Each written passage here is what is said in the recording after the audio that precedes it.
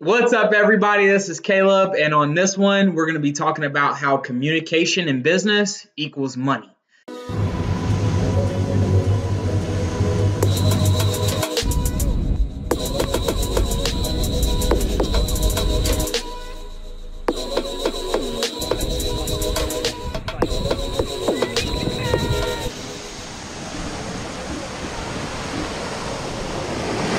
So, as an entrepreneur in practically any field of business, including real estate and any other business you can think of, communication is vital to your survival and inevitably how much success that you can achieve. So, every morning for me, I spend about 2 or 3 hours of the day just talking to people, catching up, building relationships, but also coordinating tasks and getting things done on the projects that we're currently working on. So to be a successful wholesaler, creative investor, or ultimate matchmaker for profitable businesses, relationships are crucial, and effective communication should be at the forefront of all your endeavors. So you have to be an incredible manager. You have to facilitate each deal, whether in real estate or otherwise, in order to both see the deal through its individual pipeline to fruition and handle any major speed bumps that may slow the progress or kill the deal. So for me, I'll be honest with you guys, I don't really like saying this, but I haven't always been the most reliable communicator. And frankly, it's come back to bite me every single time. It's bit me in the ass every single time. So you see, the thing is when you don't communicate effectively, you significantly reduce the chance of anything you do in business being successful. So even worse than that, really, is damaging the relationships with those in your business network due to lack of communication. And the reason why I would say that is worse is because deals come and go. You'll find a good deal here and there. You'll find deals that aren't worth your time a lot more often than you find good ones, but you practice the analyzing each deal. But deals come and go. Even if you miss out on a good deal, it's not the end of the world. But the relationships that you build in order to do those deals and more in the future is what true wealth really consists of. When you're able to actually make a few phone calls, when you fall off your feet, you make a few phone calls and you get back right on your feet after a setback or after, losing a good deal or something going wrong, or even just in a situation where you may want to go on vacation and you're like, I need this amount of money by this time because I promised my wife or my mom or anybody else that this is what I was going to do for them.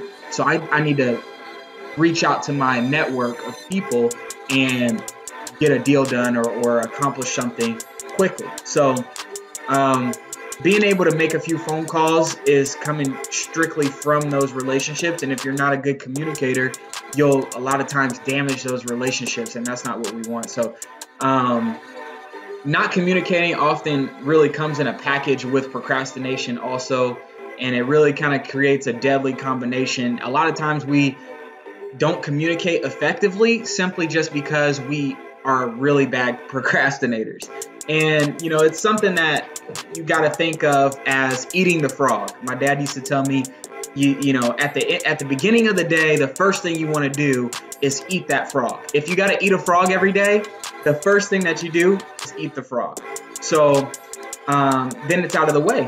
Then you don't have to worry about it anymore. It's out of sight, out of mind until the next day when you have to eat it again. But you're done for the day instead of putting it off and waiting to the end of the day to eat your frog and, do all the things that, you should be doing anyway, but that are just tough for you or that you're more prone to procrastinate on and create busy work. A lot of times we create busy work for ourselves in order to not get to the task that we actually really need to accomplish.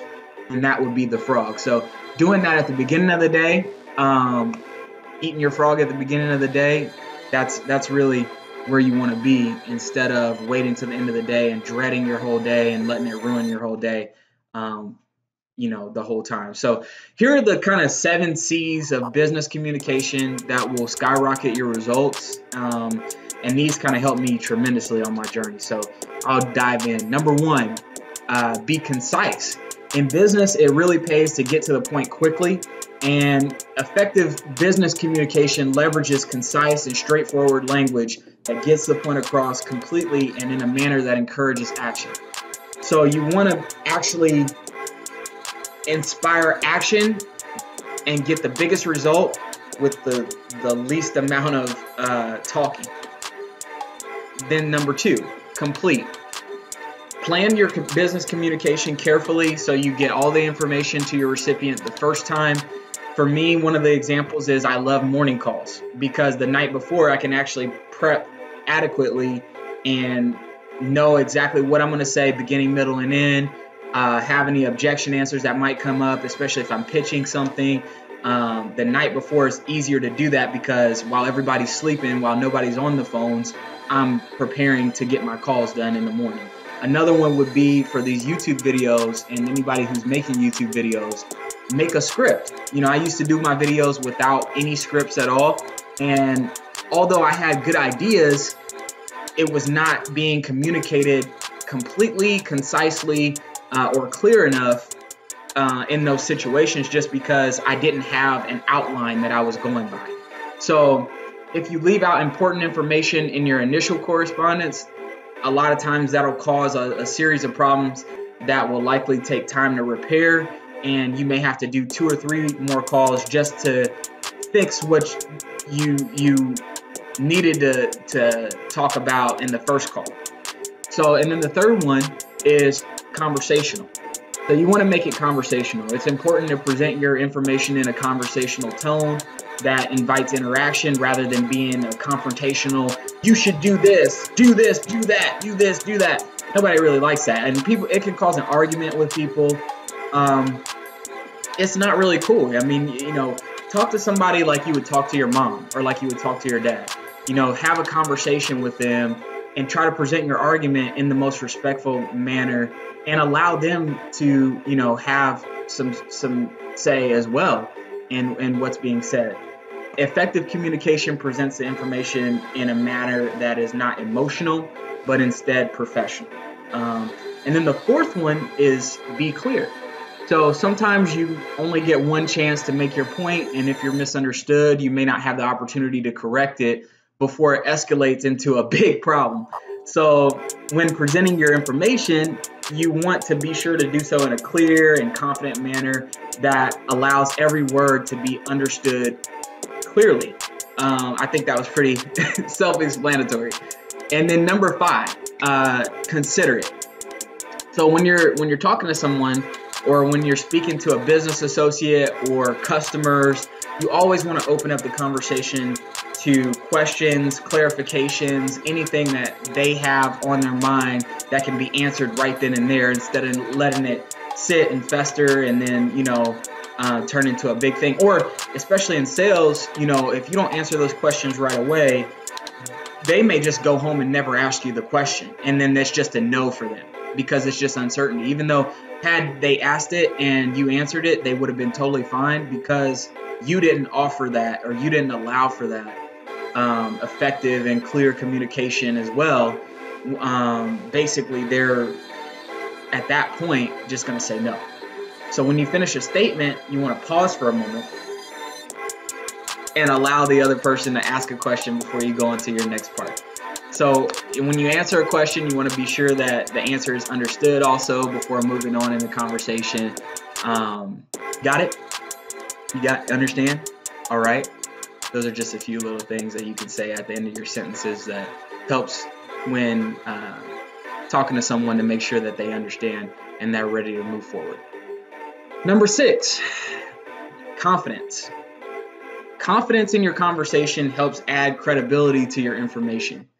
Present your data with clear and commanding tone that indicates that you know the subject you're speaking about and the information being presented is actually valuable.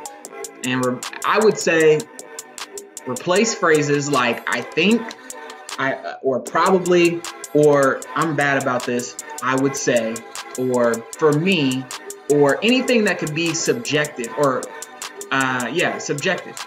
You want to be as objective as possible when you're speaking to someone about a specific thing. So you want to use concrete statements like it is, or I am, or this is what's going on.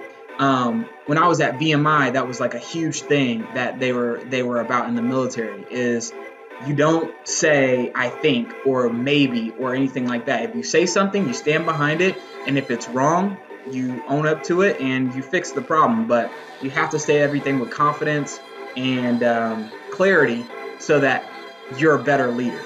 And then finally, last but not least, number 7. And this one's not so much a communication tip, but it's something that before you communicate, you want to make sure that you do this for sure. So you want to check. You want to always check your data, check your facts, check your presentation before you give a business presentation of any kind. And you may have useful ideas, but if they're accompanied by incorrect info, the power of your ideas is all but lost. Don't fall prey to humiliation just because you forgot to double check your work. You don't want to get up there in front of everybody or be on a call or something and be the one guy that doesn't know what he's talking about. And that will quickly hurt relationships, especially newer relationships that maybe took a little bit longer to get. When you get in there, you want to present yourself as best as possible. So you want to double check yourself and double check your work. So those are the 7 C's of business communication that have helped me tremendously throughout my journey, and I know they probably will help you guys as well. If you want to work with me personally on how you can not only become a better communicator, but also learn to make business deals like a pro, we make 5 figures per transaction through a lot of different ways, and one of the main ways being wholesaling real estate. So if you want to do that and work with me, there will be a link to how you can book a call with me in the description. And then obviously, hit a like if you like this video, comments, questions, anything like that. Definitely leave it in the description or in the comment section. And don't forget to subscribe, and I'll see you guys on the next one.